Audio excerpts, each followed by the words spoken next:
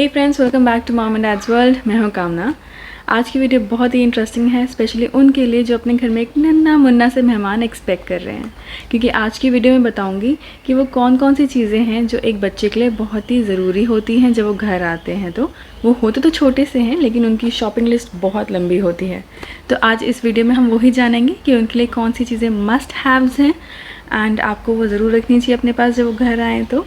And साथ साथ मैं आपको ये भी बताऊंगी कि आपको कितनी क्वांटिटी में वो लेना चाहिए as per my own experience. बाकी आप अपने बजट के हिसाब से डिसाइड कर ही सकते हैं। तो आइए बिना किसी डिले के शुरू करते हैं।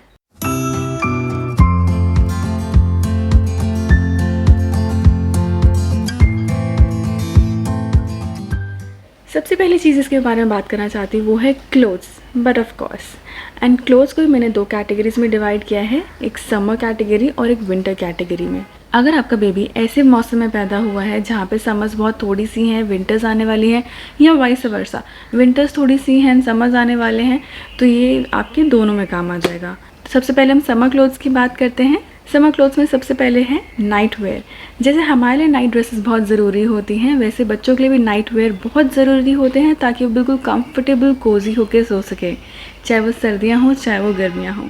मैंने अपने बच्चे के नाइट वेयर के लिए 5 सेट्स लिए थे, क्योंकि बेबीज़ अपने कपड़े बहुत गंदे करते हैं। कई बार तो उनका डायपर भी लीक हो जाता है, पता भी नहीं चलता, एंड कभी कभी वो वॉमिट कर देते हैं। तो इसलिए मैंने 5 सेट लिए थे and you can decide as per your own budget. Night wear के बाद आती है बात डेली वेयर की। टी शर्ट्स हो, चाहे शॉर्ट्स हो, फ्रॉक्स हो, स्कर्ट्स हो, ड्रेसेस हो। सो ये भी मैंने 5 सेट्स लिए थे अपने बेबी के लिए, अगेन बिकॉज बच्चे कपड़े बहुत गंदे करते हैं तो बहुत हेल्पफुल रहते हैं। बात आती है वेस्ट की।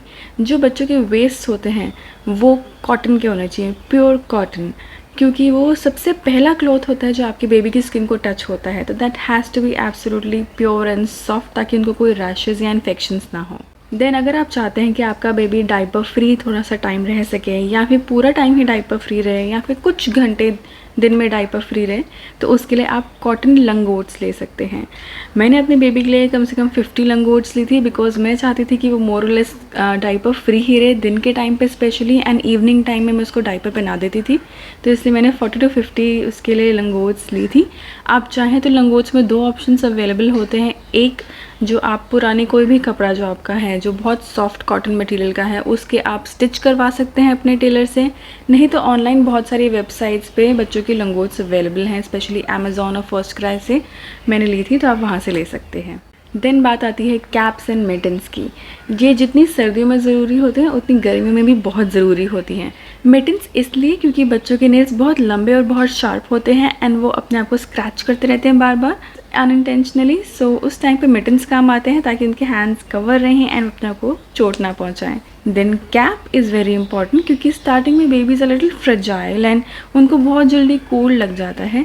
तो इसलिए एक हल्की सी कॉटन की कैप अगर उनके सिर को ढके तो इसलिए उनको कोल्ड एंड कफ की प्रॉब्लम नहीं होगी, इनफैक्ट फीवर भी नहीं होगा। अगर आप एसी चला रहे हैं स्पेशली, तो उस केस में तो आप उनको कैप पहना ही सकते हैं। अब मैं बात करूँगी विंटर क्लोथ्स की। विंटर क्लोथ्स में थर्मल का होना बहुत नेसेसिटी है, क्योंकि एक वार्म लेयर बेबी की छाती से जुड़ी होनी चाहिए। तो मैंने थर्मल्स का अगेन 5 का सेट लिया था, वो आप ले सकते हैं।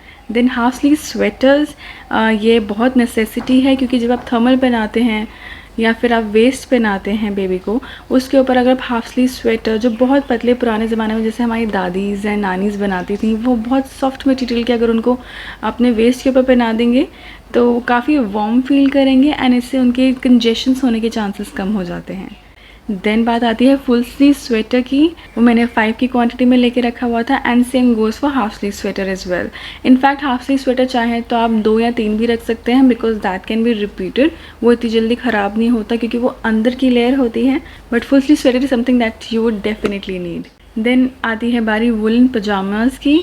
सो बिकॉज सर्दियों में आप ज़्यादातर बच्चों को डायपर में ही रख पाते हैं, लंगोट में नहीं रख सकते हैं क्योंकि उससे उनको ठंड लगने के चांसेस होते हैं। तो इसलिए मैंने इस केस में 30 वुलन पजामाज लेके रखा था, क्योंकि मैंने उसका डायपर फ्री टाइम थोड़ा सा कम कर दिया था। जहाँ मैं पूरे दिन सुबह से लेके इवनिंग तक उसको डायपर फ्री समर्स में रखती थी, वो मैंने विंटर्स में सिर्फ 3 to 4 आवर्स के लिए कर दिया था, ताकि उसको ठंड ना लगे। क्योंकि जब बेबी पी करता है तो वो गीला हो जाता है और उसके बाकी क्लोथ्स भी गीले होने के चांसेस होते हैं, जिससे कि कोल्ड का कैच करना बहुत ईजी हो जाता है। दैट्स वाई मैंने उसके आवर्स कम कर दिए थे, बाकी डिपेंड्स ऑन यू। सर्दियों में एक और चीज़ बहुत इम्पॉर्टेंट है, वो है वुलन सॉक्स। ये मैंने 6 का एक पैक आता है 6 का, मैंने वो 6 का पैक लिया था अपने बेबी के लिए एंड वो काफ़ी टाइम तक चला इन, तो आई कैन सजेस्ट कि आप 6 का वो पैक ले सकते हैं, that will be very helpful for you. Then last but not least, woollens में आते हैं कैप्स, वुलन कैप्स। मैं मंकी कैप या इन सब की बात नहीं कर रही हूँ, मैं नॉर्मल कैप्स की बात कर रही हूँ जो सिर्फ बच्चों का सर ढकते हैं, क्योंकि आजकल तो वैसे बेबीज़ बाहर निकलते नहीं हैं, घर पे ही होते हैं मोस्टली, तो उनको कोजी रखने के लिए एक वुलन कैप जो उनके सिर को, पूरे हेड एरिया को कवर कर सके, वो आप ले सकते हैं। ये मैंने अगेन 2 क्वांटिटी में लिया था क्योंकि ज़्यादा ज़रूरत नहीं पड़ती है, घर पे होते हैं तो इतनी जल्दी ख़राब भी नहीं होते, मैले भी नहीं होते, तो I think 2 to 3 sufficient. Baby clothes के बाद बारी आती है बेबी डिटर्जेंट्स की, यानी कि उनके कपड़े और उनके बर्तन, यानी कि उनकी बॉटल्स को धोने के डिटर्जेंट की। बेबी क्लोथ्स के लिए डिटर्जेंट हमेशा डिफरेंट होना चाहिए। आप प्लीज़ उसको अपने डिटर्जेंट से ना धोइए, क्योंकि आपका जो डिटर्जेंट होता है, यानी कि हम एडल्ट्स का जो डिटर्जेंट होता है, उसमें बहुत सारे हार्मफुल केमिकल्स होते हैं एंड अगर उनका एक भी पार्टिकल उनके कपड़े में रह जाए एंड वो क्लोथ वो पहन लें तो उनको एलर्जी एंड इन्फेक्शन होने के चांसेस होते हैं। इसलिए प्रेफर किया जाता है कि बेबी के डिटर्जेंट्स यूज़ किए जाएँ, क्योंकि वो प्लांट बेस्ड होते हैं, उनमें कोई भी हार्मफुल केमिकल्स नहीं होते हैं एंड बहुत सॉफ्ट रखते हैं बेबी क्लोथ्स को। मैं पर्सनली मामा अर्थ का बेबी क्लोथ डिटर्जेंट यूज़ कर रही हूँ एंड मैं काफ़ी टाइम से यूज़ कर रही हूँ, इनफैक्ट जब से मेरा बेबी हुआ है तब से। It's been 16 months now and I am absolutely happy with the product. अगर आपका बेबी बॉटल फीड पे है तो आप यूटेंसिल डिटर्जेंट यूज़ कर सकते हैं बेबी के लिए, जो स्पेशली डिज़ाइन किए जाते हैं, वो भी प्लांट बेस्ड होते हैं, उनमें कोई हार्मफुल केमिकल्स नहीं होते, so you can use that. मैं मिमी का यूज़ कर रही हूँ currently and I am absolutely in love with that product. Third thing, अगर आपका बेबी बॉटल फीड पे है तो feeding bottles is very essential, जिसकी मैंने लास्ट वीडियो बनाई ही थी। तो मैंने वो अपने बेबी के लिए 3 ली थी इनिशियली, बिकॉज़ आप पहले जानना चाहते हैं कि बेबी कौन सी बॉटल को प्रेफर करता है, उसके बाद ही यू कैन बाय मोर। सो 3 से शुरुआत कीजिएगा, उसके बाद आप अपने बेबी के अकॉर्डिंगली चेक कर सकते हैं। एंड साथ में एक बॉटल ब्रश बहुत ज़रूरी है, definitely that goes without saying, क्योंकि बॉटल साफ़ करने के लिए बॉटल ब्रश तो चाहिए ही होगा। Fourth point, quick dry mats बहुत हेल्पफुल होते हैं, स्पेशली अगर आप अपने बेबी को डायपर फ्री रखना चाहते हैं तो वो आप नीचे बिछा सकते हैं एंड उससे बेबी जब पी करता है वो उसको सोक कर लेते हैं एंड बहुत जल्दी वो बिल्कुल एब्जॉर्ब करके ड्राई कर देता है, तो आपके बेबी को इरिटेशन भी नहीं होती। तो क्विक ड्राई मैट्स ज़रूर लीजिएगा। मैंने अपने बेबी के लिए एक फुल साइज़ लिया था एंड मैंने उसको कट कर दिया था इनटू पीसेस। काफ़ी बड़ा होता है वो, ऑलमोस्ट आपके बेडशीट के साइज़ का होता है, तो आप एक फुल मंगा सकते हैं and then you can cut into 4 pieces, तो आपके लिए बहुत ईजी हो जाएगा एंड बहुत चीप एंड रीजनेबल भी पड़ेगा। देन बारी आती है बेबी स्वॉडल्स की। ये 2 कैटेगरी में अगेन होते हैं, समर्स के लिए जो कॉटन होता है एंड विंटर्स के लिए जो थोड़ा सा वोलन या फलालीन जिसको हम कहते हैं उस मटेरियल का होता है, जो बेबी को वार्म रखने में काम आता है। तो अगर आपका छोटा बेबी है, वो नहा करके आया है अभी तो आप उसको स्वॉडल में रैप करके सुला सकते हैं, वो बहुत ही कंफर्टेबल होकर सो जाएगा।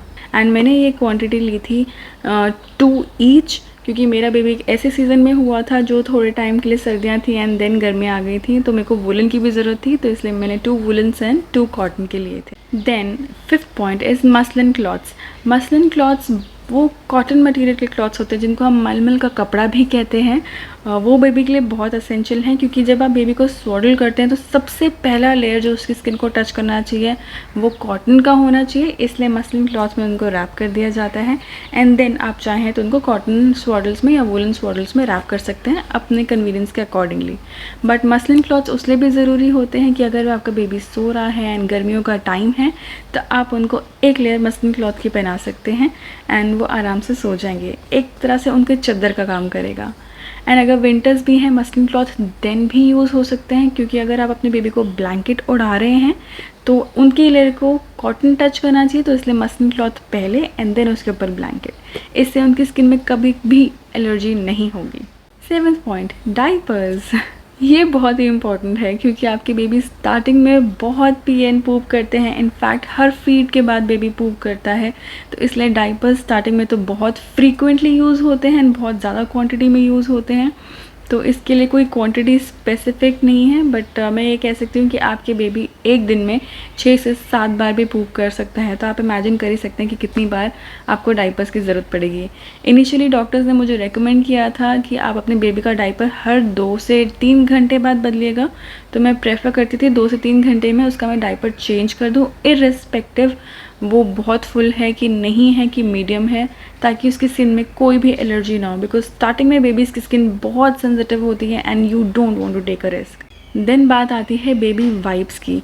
बेबी वाइप्स भी बहुत ज़रूरी होते हैं। कुछ लोग प्रेफर नहीं करते हैं बेबी वाइप्स, कहते हैं कि नहीं आप कपड़े से ही साफ़ कर लीजिए बेबी की स्किन, बट मुझे इसमें कोई हार्म नहीं लगा बेबी वाइप्स को यूज़ करने में, because baby wipes are something which are very convenient to use, and फटाफट से निकाला एंड वाइप किया बेबी की स्किन को एंड इट्स डन, एंड उसमें से स्मेल जो होती है वो भी चली जाती है बेबी की स्किन से। But then you have to ensure कि जो बेबी का वाइप है वो काफ़ी हद तक नेचुरल हो, क्योंकि मैंने काफ़ी सारे वाइप्स ट्राई किए थे, उसके बाद पता चला था कि एक वाइप मेरी बेबी को सूट करता है। मैंने डव ट्राई किया, जॉनसन एंड जॉनसन ट्राई किया, कीको भी ट्राई किया, but nothing suited my baby. सिर्फ एक ही था जो मेरे बेबी को सूट किया, वो था हिमालय का, एंड मैं अभी तक वही कंटिन्यू करती आ रही हूँ। देन अगर बात हो रही है डाइपर्स की, तो डेफिनेटली डाइपर रैश क्रीम भी चाहिए हमें। सो कभी कभी होता है कि बेबी को हल्का सा रैश हो जाता है, रैश नहीं तो उनकी स्किन हल्की सी रेड हो जाती है, बहुत स्लाइट सी।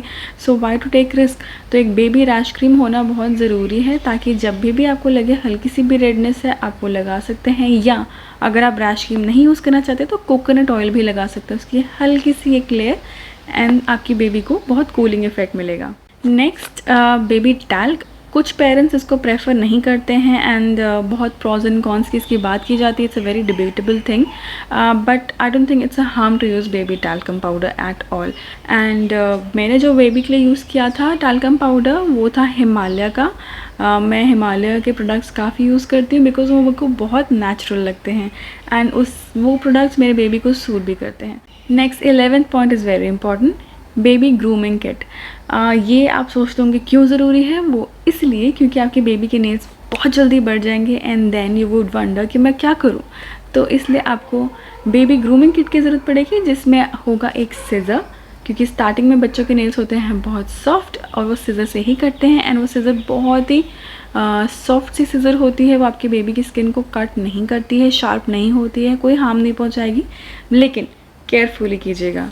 ग्रूमिंग किट में नेल कटर भी होगा, ताकि अगर आपका बेबी थोड़ा सा बड़ा हो गया या उसके नेल्स हल्के से हार्ड हैं, देन आप नेल कटर से कट कर सकते हैं उसको।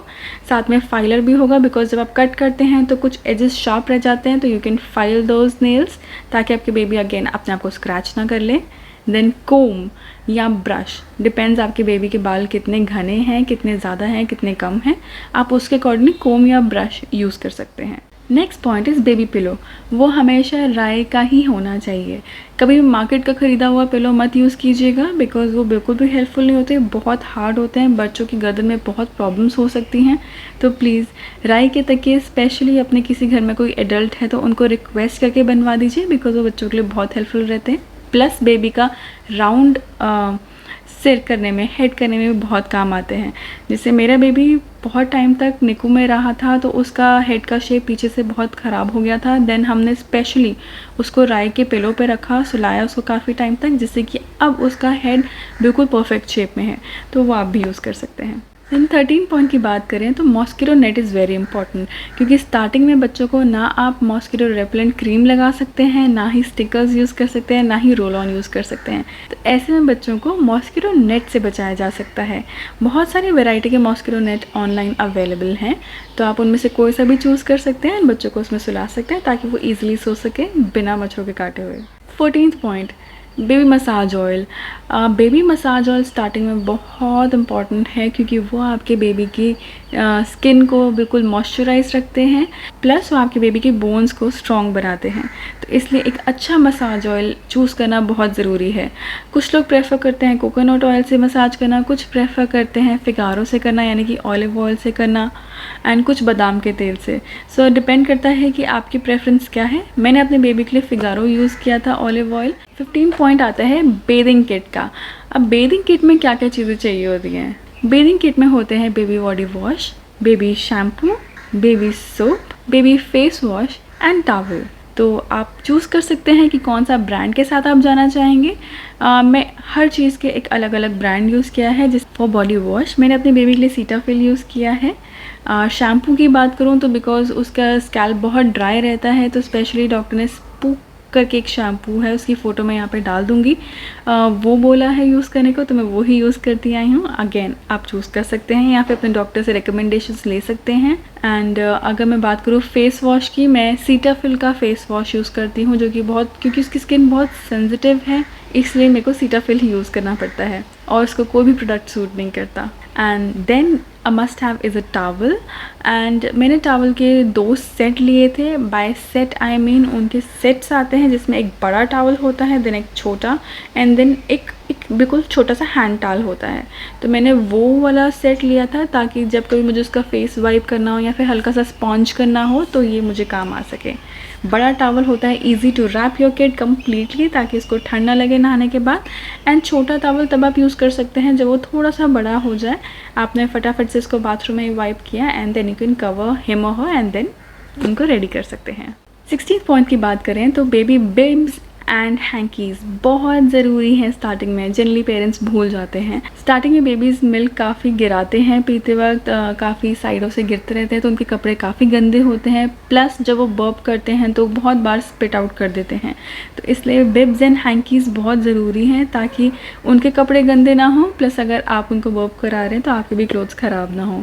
एंड हैंकीज़ ताकि आप उनके फेस अच्छे से वाइप कर सकें। मैंने ये 6 के सेट में मंगाया था, यानी कि 6 बिब्स एंड 6 हैंकीज़ मंगाए थे, मेरे लिए वो सफिशिएंट थे। एंड देन जैसे जैसे आपका बेबी बड़ा होता जाता है देन आपको पता चलता है कितना यूजेज किस चीज़ का होना चाहिए, देन उसके अकॉर्डिंगली आप ऑर्डर कर सकते हैं।